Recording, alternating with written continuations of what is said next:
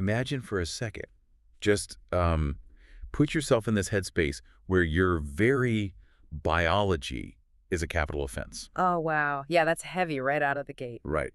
But think about it. It's not something you did or like a crime you committed or even something you believe. It's literally the actual blood pumping through your veins. Which is just an incredibly terrifying concept to build a life around. Totally. Yeah. So you're hidden away in this incredibly dense, treacherous forest. And from the moment you can even comprehend language, you were told that the world beyond the tree line is swarming with monsters. Monsters who, specifically want to eradicate you. Exactly. But as you age, while you're locked in this total isolation, this really insidious thought starts creeping in. Right, the realization. Yeah. Like, what if the magic you carry inside you makes you the monster? It's a total psychological pressure cooker. I mean, when a society criminalizes your bare existence, it forces the persecuted to internalize their own oppression. You don't just hide from the world, you actually begin to fear yourself. And that profound, just suffocating fear is the engine driving today's deep dive. We're plunging headfirst into the Verdish Empire and this hidden elven city of ruin. Oh, I'm so excited for this one. Me too. We're exploring the incredible lore laid out in The Ruins Beneath Us, which is the debut novel by Sasha E. Sloan. And what a debut it is, honestly. Seriously. But rather than just walking through the plot events, we really want to dig into the actual architecture of this world she built. Right, we're looking at the mechanics of it all. Yeah, like how propaganda completely overwrites reality, the physical toll of sacrificial magic, and what happens when the absolute bedrock of your history turns out to be a carefully constructed lie. Which, happens in a big way here. And it's also super fascinating to view this narrative through the lens of its pacing. Oh, definitely. Because the author, she built this massive following, over 1.6 million followers on Book Talk, right? Yeah, as a storyteller on these platforms where you literally have mere seconds to capture someone's attention. Exactly. And that background, it translates directly to the page. The story doesn't ever really languish in heavy exposition. It just accelerates. It really hits the ground running. It does. The world building is delivered while the characters are literally sprinting for their lives. It forces you to sort of piece together the geopolitical reality of the Verdish Empire while you're navigating these immediate, visceral threats. So let's establish that geopolitical reality right now. Let's start in the ultimate gilded cage. The Ironwoods. The Ironwoods. Yeah. Picture this remote, rugged, super isolated mountainous region. And inside it is an 18-year-old elf named Lyria. And she is living in total, absolute isolation with her mother. Right, who is a master healer. Yeah. But I want to be clear for everyone listening, this isn't some quaint cottagecore baking bread existence. No, not at all. It is a high-security lockdown. It's a bunker, essentially, and it has to be, because of what happened 3 centuries prior. The world in this book is basically divided. You have the human-ruled Verdish Empire on one side, and then what used to be Evermore, the ancient Elven kingdom. And you say used to be because... Because Evermore was completely conquered, annexed, and then renamed Verdinae by a human tyrant, a guy named King Verdin. Also known in the history books as the Vanquisher. Right. Though Vanquisher is honestly putting it mildly. It really is. The man orchestrated a literal genocide. But what I find so crucial, we really need to unpack, is how he did it. The methodology. Yeah. He didn't just rely on military superiority. He waged this massive psychological war. A total propaganda campaign. Exactly. He seeded this continent-wide lie, claiming that elven magic was the root of all evil. He explicitly blamed the elves for the magical demons that roamed the lands. Which is a classic scapegoat tactic, right? Once he had the public utterly terrified of the elves, he ordered their capital to be razed to the ground. By dragonfire. By dragonfire, yeah. It's a textbook eradication strategy. Because physical destruction is never enough to permanently conquer a people. You have to erase their cultural identity. You have to wipe the slate clean. Exactly. Verdin outlawed the elven language entirely. He criminalized the worship of their old gods. Right. Elowen, Nocturne, Rochelle. Yeah, the goddess of life, the god of death, the goddess of time. He understood that if you sever a culture's connection to its divine architecture and its native tongue, you fracture their collective memory. And the survivors were left with basically 3 choices. Flee to neighboring kingdoms like Ursandor or Sontag, die, or hide. And Lyria's mother chose to hide. She did. But the psychological toll of that choice is just staggering to read. To blend in, she literally performed surgery on herself. Oh, that scene. It's so visceral. It's horrifying. She took a blade and docked her own pointed ears. She cut them down into these jagged humanoid stubs. Just brutal self-mutilation. And she relentlessly pressures Lyria to do the same thing. I kept getting stuck on this detail while reading. It's an act of profound self-mutilation framed entirely as maternal protection. Which really highlights the terrifying logic of survival under a fascist regime. Huh. The mother's golden rule, which she repeats constantly, is, if they catch you, they will kill you. Right. She isn't operating on a spectrum of thriving versus struggling.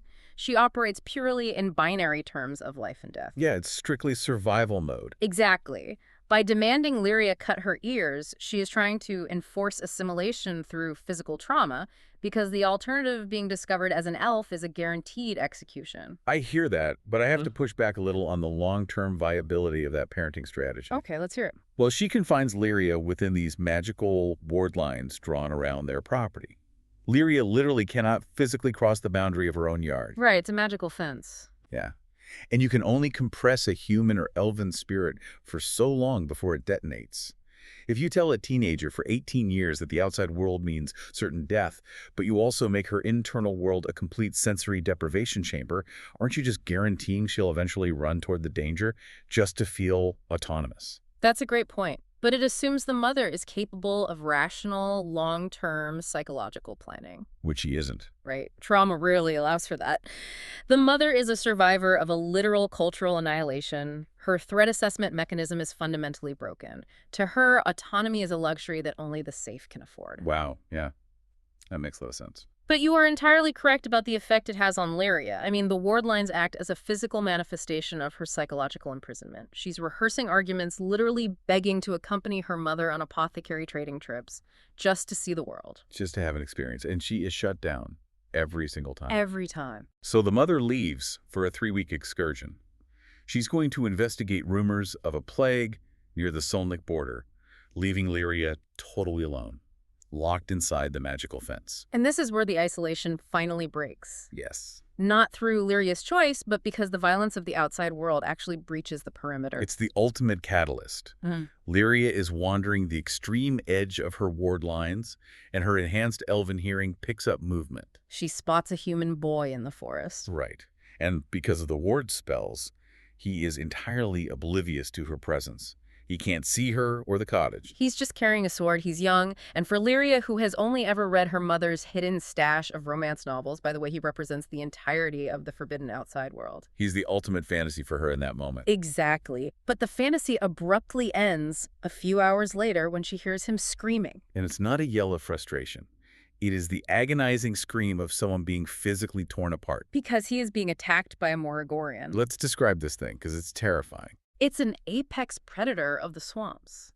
Think of a creature the size of a bear, but with the gaping, crushing jaws of a crocodile. Shudder. Right.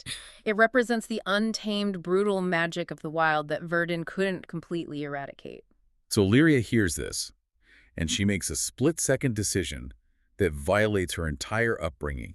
She breaks the ward lines. She steps out of the cage. She steps out, finds the boy whose skull is cracked, and his body is practically shredded, and she somehow manages to save him and drag him back into the safety of her cottage. Which is insane. Now she has a dying human in her living room, and 3 weeks before her mother returns. Yep. To save him, she has to use her talent. Okay, we definitely need to dissect how magic operates in this universe, because it's not a monolith. It's really specific. Right, so common spellcraft, like the runic ward lines her mother uses, that can be learned. It's essentially applied magical mathematics. Anyone with the aptitude can study it. Like learning a language or programming.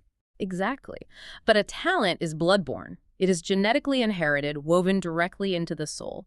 This is precisely what the Verdish Empire feared so much, and why they hunted talented elves to near extinction. But Lyria's particular talent defies even the historical elven texts. The old books describe healing magic as this warm, radiant, restorative energy. Right, a pleasant glow. Yeah, but when Lyria heals, it is a nightmare. It requires her to endure searing, blinding physical agony. The magic doesn't just knit flesh together, it actually reroutes the victim's trauma through her own nervous system. The physical mechanics of her healing are profoundly sacrificial. I mean, it's a process of violent transference. She isn't a conduit channeling divine energy from the ether. She is a biological filter. Wow, biological filter, that's exactly it. To close a wound on his body, she literally has to feel the blade slicing into her own. Exactly. I kept thinking about it like a dialysis machine, but the filter is her own soul. That is a dark analogy, but so accurate. And we have to consider what being a literal pain sink does to a person's self-worth. Her mother already looks at her magic with revulsion. If the only way you can bring value to the world is by absorbing other people's torture, you start to view yourself as a martyr. Or worse, a monster. Exactly. And this twisted self-perception heavily colors her interactions with the boy, Finn. Who, by the way, introduces himself simply as Finn, but he's actually Prince Phineas Thorne of the Verdish Empire. Just a slight omission on his part. Right. He is the heir to the very throne responsible for the genocide of her people. But in the vacuum of that cottage, stripped of all their societal context, they are just two traumatized teenagers. They really are. They bond over the one thing they share: suffocating, controlling parents. Finn has this incredibly revealing line where he complains that his mother cares more about what I am than who I am. And that hits Lyria right in the chest, because her mother only sees the dangerous elven magic, not the daughter. So for a few days, they create this localized, fragile little reality where they actually feel seen by another person. It is an illusion of safety, though, and it is violently shattered when they venture into the woods and encounter a group of Sulish raiders. These are hardened mercenaries, and the tone of the story pivots so sharply right here. It gives you whiplash. Finn assesses the situation, realizes that an unregistered, isolated girl in the woods will be brutalized by these men, and he simply eradicates them. He kills them with a ruthless, trained efficiency. It's not a struggle, it's an execution. Which completely shatters Lyria's romanticized projection of him. She viewed him as this vulnerable boy she rescued. Watching him execute mercenaries exposes her to the brutal pragmatism of the world she's been longing to join. He is a weapon of the state. Even if he aimed that weapon at her enemies to protect her, he's still a weapon. They burn the bodies together in the woods. It's this incredibly dark, gruesome bonding ritual. But the permanent damage is done, not to their relationship necessarily, but to Lyria's compliance. Right, she can't go back to the way things were. After Finn leaves to return to his life, the cottage is no longer a sanctuary. It's a tomb. The isolation has become physically painful to her. She cannot unsee the world. Which makes her highly susceptible to the royal summons that arrives shortly after. Exactly. A messenger from Crown City arrives at the cottage, demanding the services of the master healer.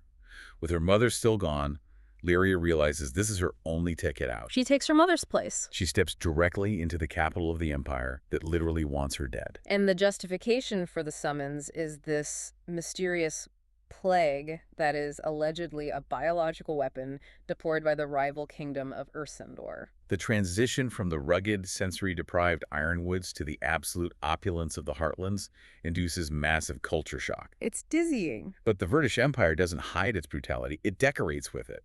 As Lyria approaches the capital, she sees dead elves suspended from the city walls. It's architectural terrorism. It's a constant visual enforcement of the Golden Rule. If they catch you, they will kill you. And when she gets inside the royal hospital, the glamour of the castle above just vanishes completely. She expects to be this heralded researcher solving the plague. Oh, she's so naive here. Right. Instead, she is assigned to a head healer named Cygnus, who immediately forces her into the most degrading, grueling labor imaginable. She is scrubbing floors, washing bloated corpses, and manually crushing lice eggs. Let's look really closely at Cygnus, because he is a phenomenal character study in systemic trauma. He is a heavily scarred half-elf who is deaf in one ear. He's had a rough life. To say the least. He doesn't wield power. He manages the fallout of the powerful. He forces Lyria into this labor not as simple hazing, but to break her naive, romanticized view of healing. Right, it's intentional. Cygnus knows that in Crown City, healing isn't a miraculous intervention. It's an endless, bloody attrition against poverty and violence. I initially thought he was just being abrasive, but you're right. He's trying to strip away her ego to see if she can handle the reality. And Lyria, armed with her mother's brutal perfectionism, doesn't complain. She puts her head down and outworks everyone. She really does. Secretly, she clears out a ruined storehouse in the hospital and begins formulating an omnidraft, which is this complex theoretical cure for the plague. It creates a brilliant thematic contrast in the book.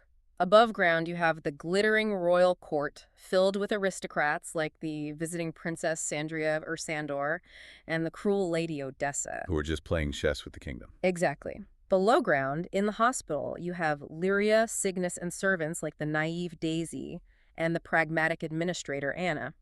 They are dealing with the actual blood and bile that drips down from the chessboard. And it brings up a really critical question about statecraft. We have this rumored Ursandor plague. But if you observe how the court talks about it, it feels orchestrated. Oh, absolutely. It functions perfectly as an instrument of state control. An invisible enemy is the most useful tool a tyrant can possess. It justifies everything. Heightened militarization, extreme border control, the suppression of civil liberties. The fear of the plague ensures the populace looks to the crown for salvation, ignoring the atrocities committed in their name. Lyria is oblivious to the politics at first. She just wants to cure the sickness. But her relentless drive puts her on a collision course with Cygnus. Right, the Everwillow scene. Yes. He catches her sneaking around the castle gardens near this massive ancient tree called the Everwillow. He assumes she's a threat. They get into a physical altercation. He shoves her against the trunk. And the solid wood simply gives away. It's a literal breach in reality. They fall through an illusion, plummeting down a hollow shaft inside the tree, descending deep into the bedrock of the earth. Talk about an Alice in Wonderland moment, but much darker. So much darker. They land in a colossal subterranean cavern containing a massive sunless lake. And they are not alone down there.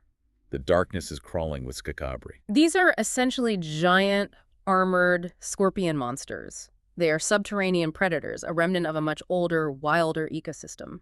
Cygnus actually takes a stinger to the shoulder, trying to protect her. And later, they are hunted by banshees. Which, in this lore, are skeletal, feline demons with rows of shark-like teeth. Nightmare fuel. The physical danger is relentless. But the true danger down in the dark isn't the monsters, it's the information. Right. Bleeding, exhausted, Cygnus reveals a truth that completely rewrites the world. He reveals that the official history is a fabricated lie.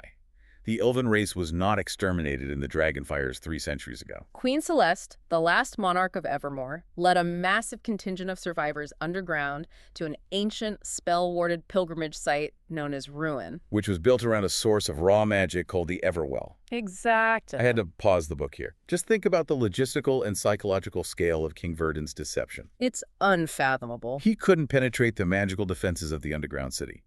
So instead of admitting defeat, he simply erased the city's existence from the surface world. He weaponized omission. He burned the archives, executed the cartographers, and mandated a historical curriculum that ended with total elven annihilation. It's brilliant in the most evil way. Over 300 years, the truth degraded into myth, and the myth evaporated into absolutely nothing. It's the ultimate gaslighting. I mean, if the literal dirt beneath the capital city is hiding a thriving civilization of your own people, how do you ever believe another word anyone says?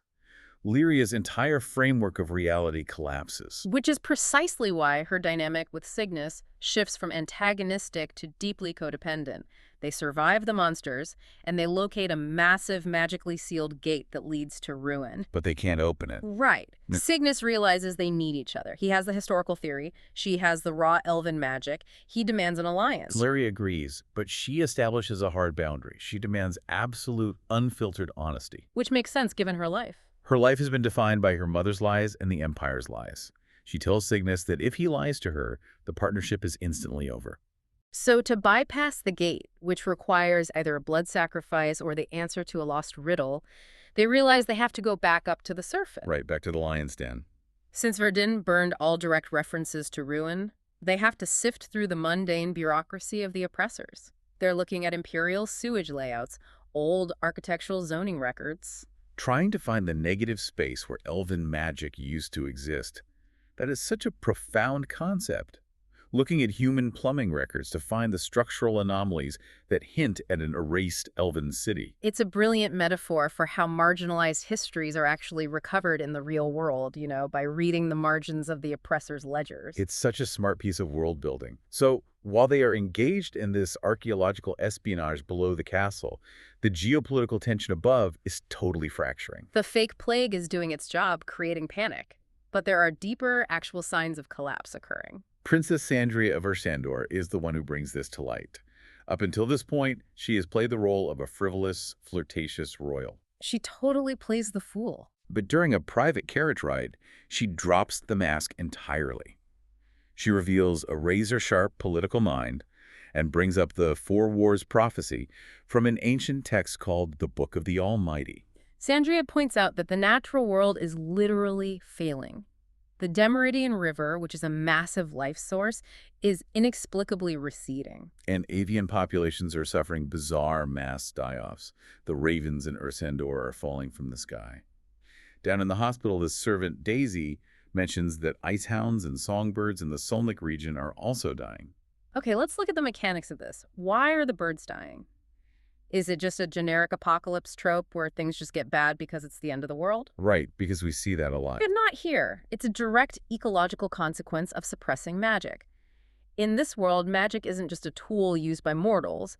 It is the operating system of the ecosystem. That's a great way to put it. When the Verdish Empire outlawed the worship of Elowen, the goddess of life, and systematically hunted down the elves who channeled natural magic, they essentially ripped a keystone species out of the environment. The dying rivers and birds are symptoms of spiritual and ecological amputation. The earth is literally dying from the lack of magic. And against this backdrop of environmental doom, Lyria's personal life hits a major crisis point. Finn finally corners her. He confesses his love, but he does it by offering her a royal ring. Ugh, this scene. He asks her to stay with him, to hide in plain sight, promising a future where he will protect her. It is a deeply flawed, almost insulting proposal when you actually analyze it. He is offering her the safety of a pet. He wants to make her the one exception to his father's genocide. And Lyria feels the intense gravitational pull of the fairy tale, obviously, but reality is too heavy. She looks at him and says, "I'm an elf. You kill my people." She completely rejects the fantasy. Which forces her into a profound theological crisis. She visits the hidden statues of the old gods Elowen, Nocturne, Rachel. For an elf, these gods are real, historical entities. But Lyria expresses deep, bitter doubt. She asks Cygnus why the gods would allow Evermore to fall. Why allow the dragon fires in the first place? It's the classic problem of evil. If the gods have the power to stop a genocide and choose not to, are they actually worthy of worship? Lyria finds the silence of the statues more agonizing than the persecution of the humans. It's a heavy existential weight. And she doesn't get time to process it, because the fragile stability of Crown City is obliterated in a single night. The shattering. The shattering. During a massive royal feast, human rebels who oppose King Roderick's tyrannical rule launch a coordinated attack. They use something called Drakesbane, which are highly unstable explosives. The Great Hall turns into an absolute war zone of fire, smoke, and screaming nobility.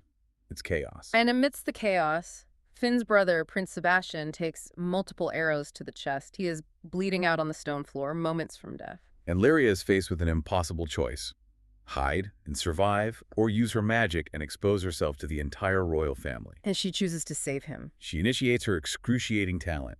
Cygnus physically supports her as she absorbs the catastrophic trauma of Sebastian's ruptured organs into her own body. It's a brutal, visceral scene of biological warfare against death. And Finn witnesses the entire thing. He sees the glowing magic. He sees the pointed ears she had kept hidden under her hair. The secret is out. Knowing she will be executed the moment the dust settles, Lyria and Cygnus flee back to the Everwillow, making a desperate final descent into the caverns to try and force the gate to ruin open. But down in the dark, Lyria hears something impossible. She hears her mother's voice crying out for help. She abandons the plan and sprints into the pitch black. She falls, shatters her own femur, is swarmed by banshees, and has to use her own agonizing magic to knit her leg bone back together just to keep moving. The sheer willpower is terrifying. She finally reaches the source of the voice, but the woman she finds is not who she thought. This is the moment the entire floor falls out of the narrative. The woman who raised her in the Ironwoods, the strict, paranoid master healer she called Mother, is actually named Melia. She is a former servant. And she was servant to Queen Celeste. We need to completely reevaluate the mythology of the Elven Queen here. Let's do it. The surface world views Celeste as a tragic, defeated monarch who heroically led her people to sanctuary. The reality is that Celeste is a paranoid megalomaniac. She didn't lead her people to ruin to save them. She herded them there to imprison them. She magically sealed the gates from the inside so no one could ever leave. She literally destroyed the mind of her own husband, King Amos, turning him into a compliant husk. Celeste possesses a terrifying form of mind control magic. She can enforce absolute mental subjugation. Her only fear was a prophecy delivered by the Fairy Queen, Which stated that Celeste's newborn baby was the heir of Evermore, destined to wield godlike power that would eclipse her own. So Celeste does the unthinkable. She preemptively slaughters her entire royal court in cold blood to prevent any uprising centered around the child. Every advisor, every friend. Except Melia. Right. Melia somehow manages to resist the mind control just long enough to grab the newborn baby and flee through the gates before they seal shut, escaping to the Ironwoods. And that baby is Lyria. I want you to put yourself in Lyria's shoes for a second. Your entire life, the isolation, the ear mutilation, the constant terror, wasn't to protect you from the humans. No. It was a kidnapping designed to hide you from your own biological mother, who's a homicidal dictator. It is a total deconstruction of her identity. The YA fantasy genre usually treats the hidden royal heir reveal as this empowering, triumphant moment. Right, you're the chosen one. Exactly. But here, it is profoundly traumatizing. Lyria realizes she is just a vessel for this immense prophesied power. Everyone. Melia, Cygnus, the rebels, and eventually Celeste views her not as a person, but as strategic asset. It perfectly mirrors what Finn said about his own mother earlier. They only care about what she is, not who she is. Which is devastating. Speaking of the surface world, Lyria drags herself back up to the castle one last time. She needs to understand what Finn is going to do now that he knows her secret. Right, because she's still clinging to that hope. She infiltrates the throne room and eavesdrops on a private conversation between King Roderick and Finn. And she uncovers the final, most devastating lie of the Empire. The URSummary plague doesn't exist. There is no biological weapon.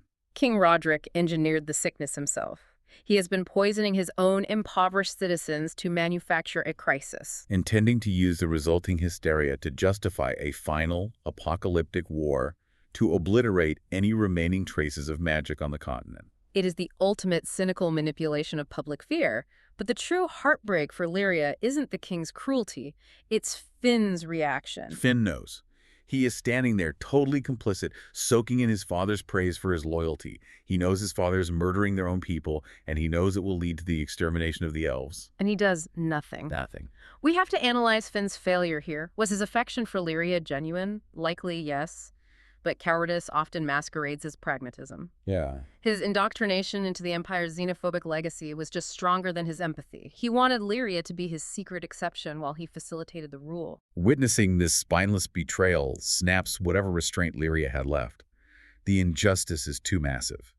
She steps out of the shadows and violently unleashes her magic, physically shattering the bones of the royal guards. She goes full offensive. She rips the actual crown off King Roderick's head, knowing it contains ancient elven metal needed for the gate's riddle, and makes a desperate run for the Everwillow. And her escape route is blocked by Princess Sandria. But Sandria doesn't call the guards. She reveals her own hand, and it alters the geopolitical reality of the entire continent. Sandria generates wildfire, violet, roaring flames from her own hands. A human royal of Ursandor possesses a lethal offensive talent. She uses the fire to blast back the pursuing soldiers, screaming for Lyria to run. This implies that the bloodlines between humans and elves are far more intertwined than the Verdinae Empire claims. If the royalty of an allied nation possesses magic, King Roderick's crusade for human purity is based on a biological fallacy. Capitalizing on Sandria's fiery distraction, Lyria and Cygnus dive back into the Everwillow. They plummet down, reach the massive gates, and use the stolen crown to bypass the ancient magic. The doors to ruin finally open. But there is no triumphant homecoming. The author subverts every expectation of the genre right here. They step into ruin, and it is a nightmare. It is a bleak, sunless, subterranean wasteland. The architecture is ancient, but the elven citizens are living in utter squalor. The streets are desolate. The atmosphere is choked with the omnipresent terror of Queen Celeste's mind control. It looks less like a sanctuary and more like a decaying prison. Which leads us into the epilogue. The narrative doesn't resolve with a hopeful montage of Lyria training to defeat her evil mother. It ends with a deeply realistic, uncomfortable depiction of complex trauma. Lyria emotionally flatlines. She's living in a grim little apartment with Melia and Cygnus, but she builds an impenetrable wall around herself. She outright refuses to speak to Melia, the woman she thought was her mother. She refuses to engage with the Underground Rebellion's mage to train her prophesied magic. And, most devastatingly, She completely severs her relationship with Cygnus. Because Cygnus broke her one rule, he had deduced the truth about Celeste and the nature of ruin earlier, but he withheld his theories until the last possible second. To ensure Lyria would still help him open the gate. Right. To Cygnus, it was a tactical omission. To Lyria, who just discovered her entire existence was a fabricated lie, any omission is an unforgivable betrayal. She looks at him with total emotional detachment and says, "Every person that I have ever loved has betrayed me. I don't want to know you." Yes. She retreats into the dark, sitting alone with her pet fox, Dante. She refuses the call to adventure. She refuses to be the savior. It is a remarkably honest portrayal of psychological collapse. When your reality fractures on that scale, you don't instantly pivot to heroism, you lock down. You conserve whatever fragments of self you have left. She isn't preparing to save the world, she is simply trying to survive the sheer weight of existing in it. And that brings us to the end of an incredibly dense, harrowing journey.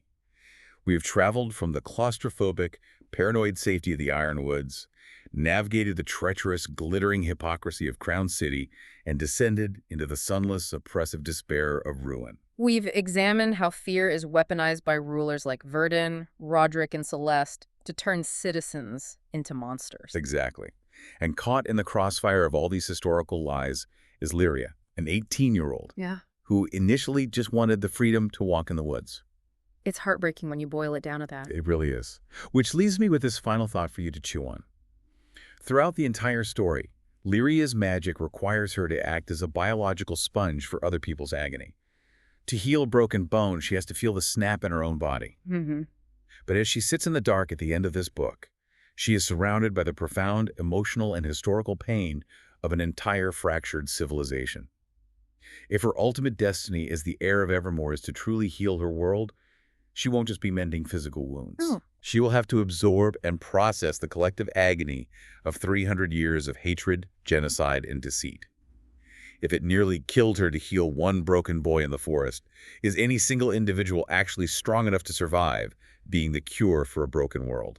It suggests that the true cost of systemic healing might be the absolute destruction of the healer. Thank you for joining us on this deep dive.